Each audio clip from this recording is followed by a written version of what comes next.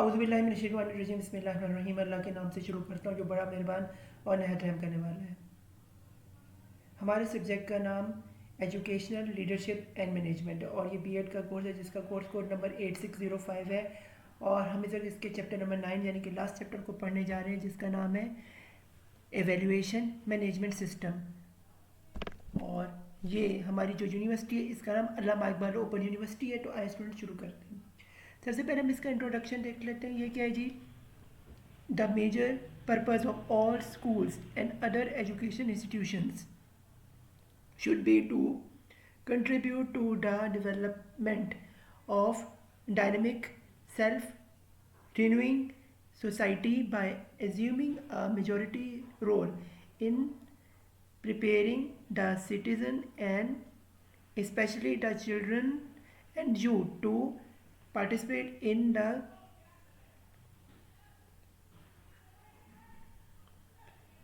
contribution, effectiveness and constructiveness to the ordinary development of the society, यानी कि ordinary development of society के लिए जो एक स्कूल की एजुकेशनल डेवलपमेंट है बहुत अहम तरीन जुज़ है। आगे so evaluation requirements the development and the use of systematic and definable procedures to determine the value and appropriateness of goals, policies, functions, procedures and relationship of the social system. Systematic evaluation is essential for improving the management system, यानी management system क्या हो improve करने के लिए जो goals, political policies, functions, procedures and relationship का और उसके अंदर सोसाइटी सिस्टम और सिस्टम एवेल्यूएशन का जो है बहुत ज़्यादा जो है अहम तरीन जुज़ है। आगे स्टूडेंट्स हम इस चैप्टर के ऑब्जेक्टिव्स देखते हैं। ये क्या नंबर 1 पे to understand the need and improvement of evaluation in management, यानी हम नीड और इसके एवेल्यूएशन हम देखते हैं मैनेजमेंट किस तरह से जो होगी वो हम इस चैप्टर में देखेंगे। नंबर 2 पे क्या है to determine the system of evaluation.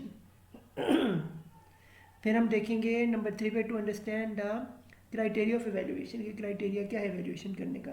Number 4 पे क्या है to improve the school management system through evaluation, school management system किस तरह हम एवेल्यूएशन के जरिए करते हैं ये हम देखेंगे। आज स्टूडेंट्स बकायदा आगाज़ करते हैं इस चैप्टर का। सबसे पहले need and improvement, need and importance of evaluation in management. वो क्या है जी?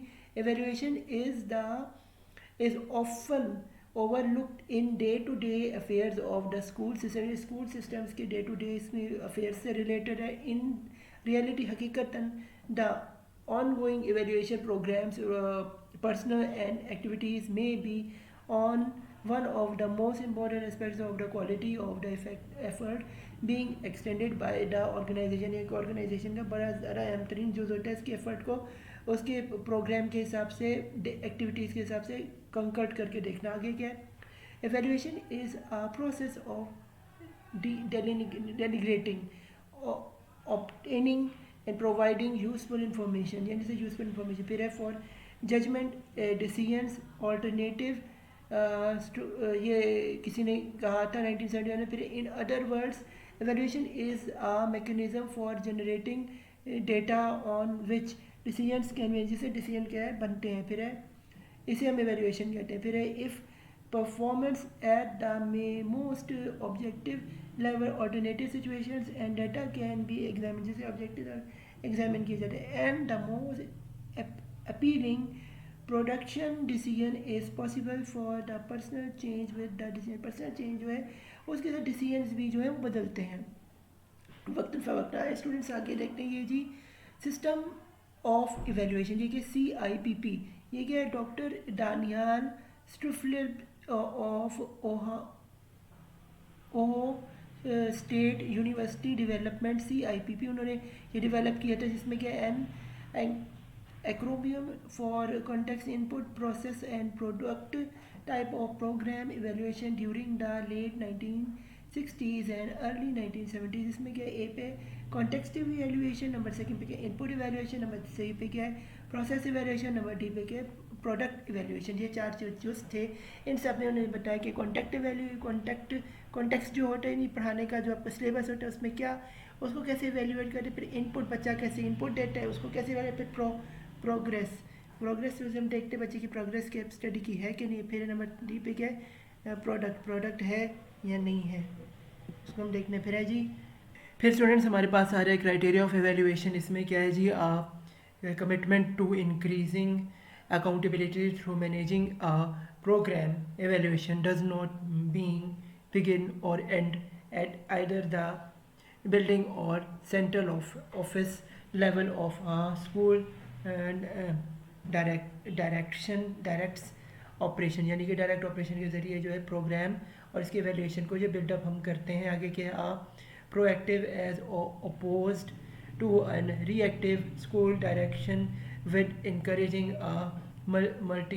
Multiplicity programmatic evaluation activities to take place concurrently in all buildings, यानी कि इन सब में इसका ये काम आता है। फिर assessment, school super intent is convinced that evaluation in information does enhance the decisions he or she makes. The issues of installing evaluation services as a department with the school direction remaining difficult, the यानी कि मुश्किल होती है उनको ये सब करने में। फिर the difficulty is justified personal other operational cost and evaluation of department goal and purpose, यानी गोल और पर्पस को हासिल करने के लिए जो है ये डिफरेंट एवेल्यूएशन की जजमेंट जो है उनकी पर्सनल कॉस्ट और इसकी एवेल्यूएशन डिपार्टमेंट्स की गोल्स जो हैं उनके पर्पस मुख्तलिफ होते हैं।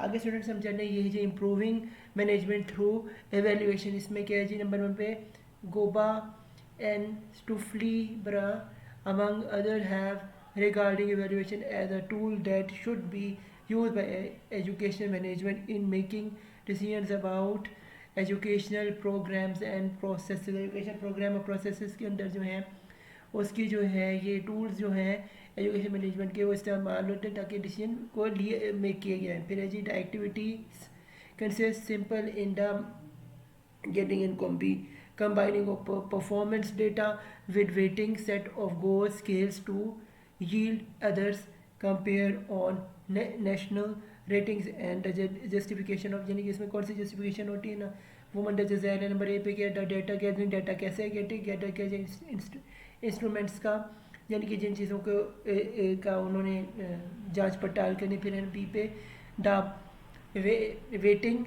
वेटिंग्स कि रेटिंग जो वेटिंग्स क्या है जी, किसी चीज़ के वेटेज किस चीज़ के मार्क्स कितने देने, कम ज़्यादा देने। फिर नंबर सी पे द सिलेक्शन ऑफ गोल्स, क्या गोल्स हैं जिनको उन्होंने अचीव करना है ये। फिर इस पे क्या ए रोल ऑफ वैल्यू, क्या रोल है वैल्यूएशन का उसे कैसे वैल्यूएट करते हैं। फिर बी पे पर्पस ऑफ वैल्यू, क्या हासिल हसूल है, पर्पस क्या है वैल्यूएशन करने का।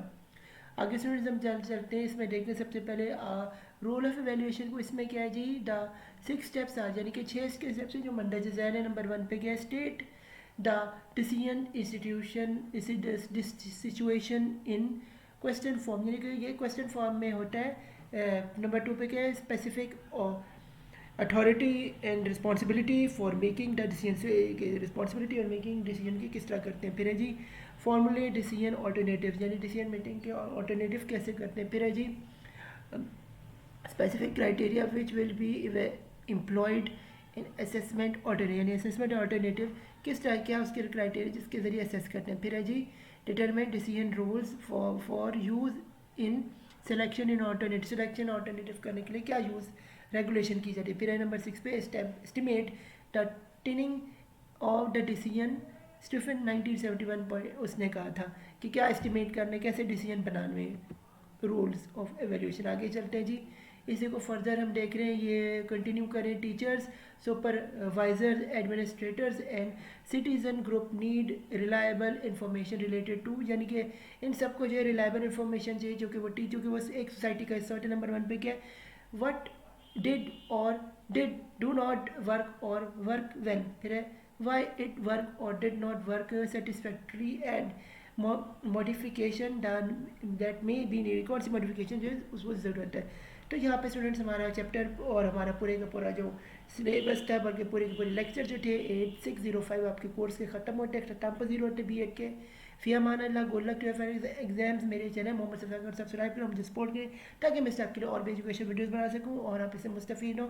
और भी स्टूडेंट्स से इस वीडियो को ज़्यादा से ज़्यादा शेयर करें और मेरे चैनल को शेयर करें, ताकि वो अपने अच्छे मार्क्स ले सकें बी.एड में। तो अल्लाह हाफिज़, मुझे दुआ में याद रखिएगा।